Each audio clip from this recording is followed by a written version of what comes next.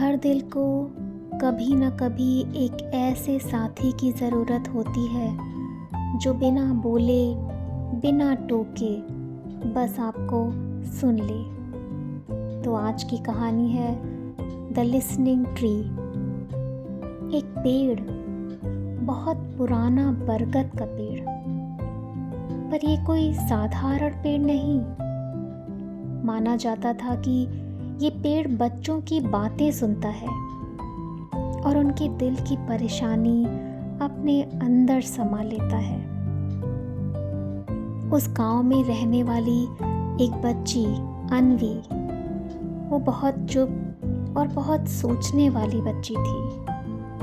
वो अपने मन की बात किसी से नहीं कह पाती थी और अन्वी के छोटे छोटे डर उसके अंदर ही दबे रहते थे।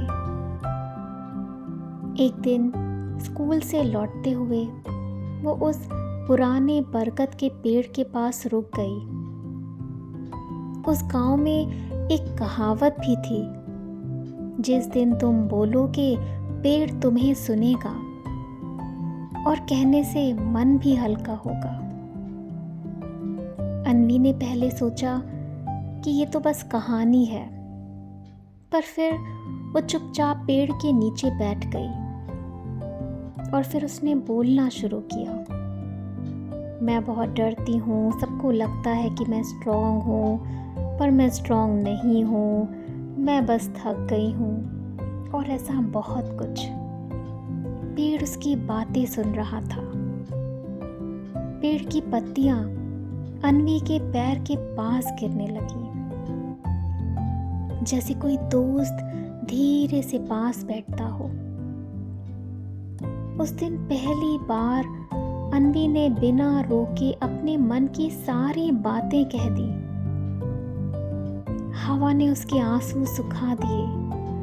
पत्तों की सरसराहट ऐसी लग रही थी जैसे कोई कह रहा हो, मैं सुन रहा हूँ, तुम अकेली नहीं हो। अब हर दिन अन्वी थोड़ी देर उस पेड़ के पास बैठने लगी। कभी वो अपने डर बताती, कभी अपनी छोटी खुशियाँ, और कभी बस चुप रहती। उसे ये समझ में आ गया था कि बोलने से मन हल्का हो जाता है, और पेड़ हमेशा चुपचाप सुनता। न कोई सलाह, न कोई जजमेंट, बस एक साथ। कुछ हफ्तों बाद अन्वी पहले से शांत रहने लगी थी। वो कम रोती थी, खुश ज़्यादा रहती थी। एक दिन स्कूल की टीचर ने भी पूछा, अन्वी तुम बदली बदली क्यों लग रही हो? अन्वी ने मुस्कुराकर कहा, क्योंकि अब मेरे पास सुनने वाला कोई है। टीचर समझ तो नहीं पाई, पर अन्वी जानती थी कि कभी कभी हमारी सबसे बड़ी ताकत कोई इंसान नहीं, बल्कि वो चीज़ होती है जो हमें बिना बोले समझ ले। एक दिन अन्वी हमेशा की तरह अपने लिसनिंग ट्री के पास जाती है, लेकिन आज कुछ अलग है। अन्वी जैसे ही पेड़ के पास पहुंचती है, उसे पेड़ के नीचे किसी की रोने की बहुत धीमी आवाज सुनाई देती है। वो धीरे से आगे बढ़ती है और देखती है कि वहां एक लड़की बैठी है। 10-12 साल की लड़की घुटनों को पकड़कर रो रही है। अन्वी हैरान हो जाती है, क्योंकि पहली बार उसने वहां किसी और को देखा था। वो धीरे से पूछती है, क्या तुम ठीक हो? लड़की बस ना में सिर हिला देती है। अन्वी को एकदम से याद आता है कि कैसे वो पहले यहीं बैठकर इसी पेड़ से अपने डर कहती थी, और कैसे पेड़ उसकी बातें सुनता था और उसका मन हल्का हो जाता था। उस पल उसे लगता है कि शायद पेड़ ने मुझे इसीलिए ठीक किया ताकि मैं किसी और की रोशनी बन सकूं।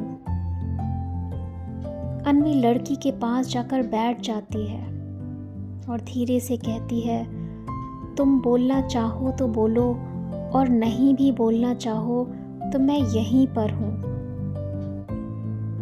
लड़की रोते रोते हिचकियों के बीच से कहती है कि सबको लगता है कि मैं ठीक हूँ, लेकिन मैं ठीक नहीं हूँ। अन्वी मुस्कुराकर कहती है, मुझे भी पहले यही लगता था, पर तुम अकेली नहीं हो, मैं यहाँ हूँ सुनने के लिए। पेड़ के पत्ते भी नरमी से हिलते हैं, जैसे पेड़ भी दोनों को आशीर्वाद दे रहा हो। थोड़ी देर बाद लड़की चुप हो जाती है और अपने आंसू पोंछती है और मुस्कुराकर वो अन्वी को देखती है और धीरे से कहती है, थैंक यू। अन्वी मुस्कुराकर पेड़ की तरफ देखती है।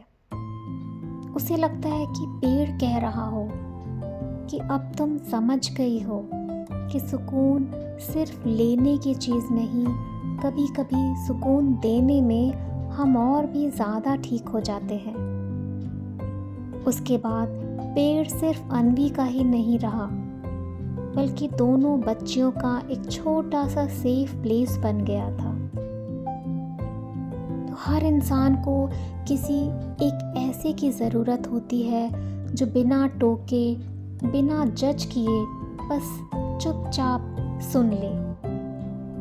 और कभी कभी वो कोई इंसान नहीं होता, एक पेड़, एक किताब, एक पुरानी चीज़ भी हो सकती है।